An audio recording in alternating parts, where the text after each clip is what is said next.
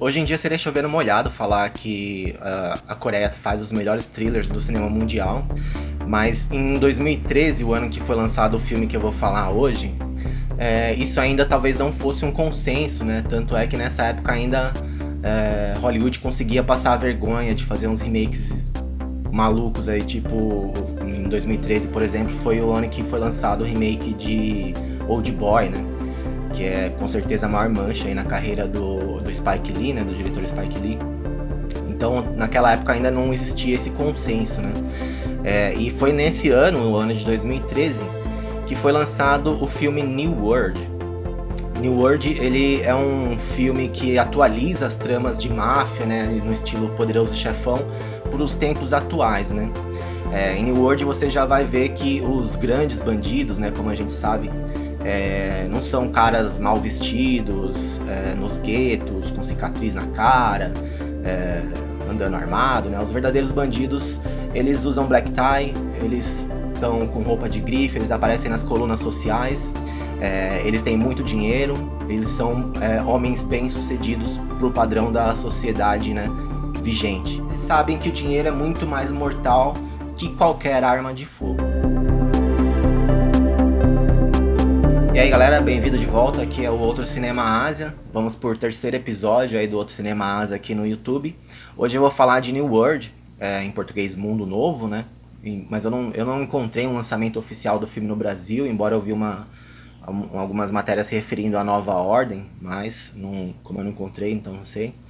De todo modo, o título original é Sinjei, o título em coreano, né? Também não sei se eu tô falando certo, vou colocar escrito aí, quem souber coreano fala.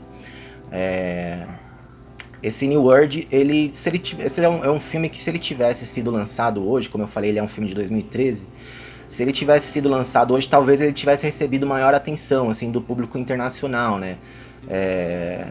Como por exemplo, filmes como Parasita, né? Ou mesmo A Ligação, que saiu mais recente, né, na Netflix.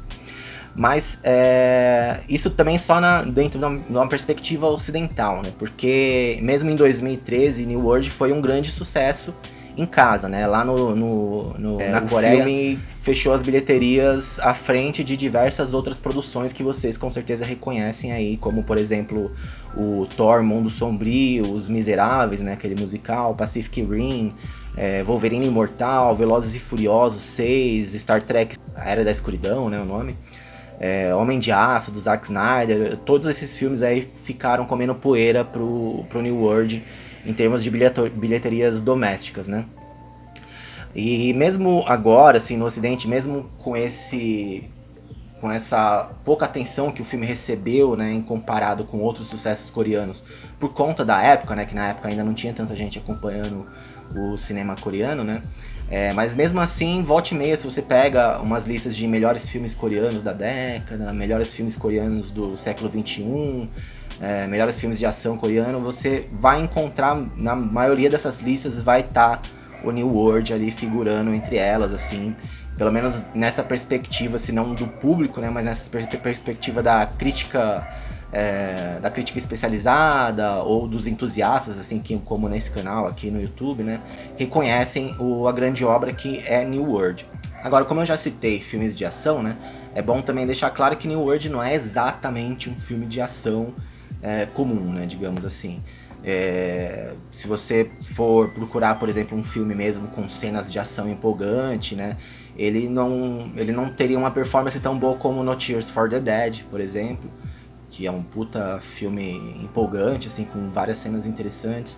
Ou mesmo O Tempo de Caça, que foi lançado, acho que em 2020, na Netflix, eu acho que ele é original Netflix. Tempo de Caça, que é aqueles jovens que vão dar um golpe lá, assaltar um cassino, que é bem legal também. Não tem uma história tão boa, mas vale a pena assistir, tá lá na Netflix. Em New World, o sai de cena, né? O New World, ele não foca nessa ação física, né? Nessa coisa do cara que chega e mata todo mundo e faz e acontece.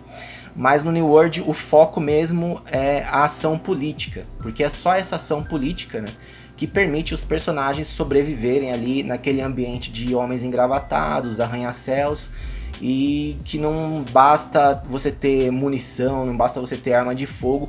Em New World você tem que ter muita inteligência para conseguir antever o movimento dos seus adversários, né, no jogo que vai se colocar ali, no caso da história, né, é uma história de sucessão, né, um filme que ele trata da máfia, e ele vai falar de um momento em que é necessária uma sucessão, né? Que acontece um assassinato e é necessária a sucessão desse líder da máfia, né? Se você pegar os personagens clássicos, né? Os estereótipos clássicos da ação, tipo Rambo, Charles Bronson, esses caras não têm chance nenhuma no mundo de New World, né? Porque ali no mundo de New World tá muito claro ali que a política ela é uma arma de destruição em massa muito mais eficiente que qualquer arma que alguém possa carregar, né? E aí, para isso o Brasil tá aí, né? O Brasil de 2021 tá aí para não deixar a gente mentir, né? Pra azar do Jason Lee, né? Jason Lee, ele é o policial que ele tá infiltrado na máfia, né? No momento em que esse poderoso chefão da máfia morre, né? Jason Lee, ele tá infiltrado no clã que é o clã do Jung Chun. Jung Chun é um dos líderes, né, que podem assumir aí o trono. É um dos mais cotados, né, para assumir o trono. E o Jason Lee foi escolhido, né, para a polícia para se infiltrar nesse clã porque ele é um sino-coreano, né, coreano, descendente de chineses, né. Assim como o chefe dele, né, o chefe do clã em que ele está inserido. Pro Jason Lee, o disfarce, né, de ele estar infiltrado na máfia, esse disfarce dele deveria durar, em teoria, até a morte do líder da máfia, né, do chefão da máfia. E aí, passado esse período, o plano dele seria sair do país, né, porque ficaria muito perigoso para ele permanecer lá na Coreia, né, na Coreia do Sul. O plano dele seria sair do país com a esposa dele, com o filho, né, que no caso a esposa dele tá grávida, tá quase para ganhar esse filho aí, né, então o timing vem muito bem, assim, né, porque essa vida que ele vive, obviamente, é uma vida muito perigosa, né, como agente duplo aí da polícia, infiltrado na máfia, né. E acontece que o capitão, né, o capitão que realmente é o verdadeiro chefe, né, do Jason Lee, o capitão da polícia, né, ele muda de planos, né, ele vê nessa morte do líder da máfia e a proximidade que o Jason Lee tem com o Jung Chun, uma possibilidade de influenciar em quem vai assumir esse trono, né? Nessa guerra dos tronos aí, influenciar quem vai ser a pessoa que vai assumir esse trono e favorecer a posição da polícia ou a posição dele, né? Porque no filme é muito difícil a gente entender as verdadeiras motivações de cada personagem, né? Enquanto eles estão fazendo as ações, justamente por causa desse ambiente onde você tem que prever os outros movimentos, você tem que ter inteligência, sagacidade para tá um passo além aí dos seus adversários. E aí que as coisas começam a complicar, né? Porque, obviamente, o Jason não gosta nem um pouco dessa mudança de planos, né? O quanto ele pode confiar na palavra do chefe dele se eles tinham um plano e agora esse plano mudou e ele não tem nenhuma chance de ir contra isso. O Jung Chun, ele volta dos negócios que ele tá fazendo na China justamente por causa dessa morte, né? Para essa sucessão. E o policial infiltrado, no caso, é o braço direito dele, né? Obviamente ele não sabe que o braço direito dele é um policial infiltrado. E aí ele é um dos mais cotados pro trono, como eu falei, né? Só que ele vai disputar esse trono com Yong-gun Lee.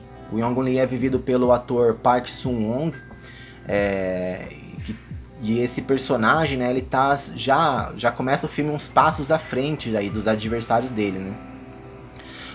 Enquanto o Jung Chun, né, que é esse sino-coreano, ele é um cara exibicionista, mulherengo, né?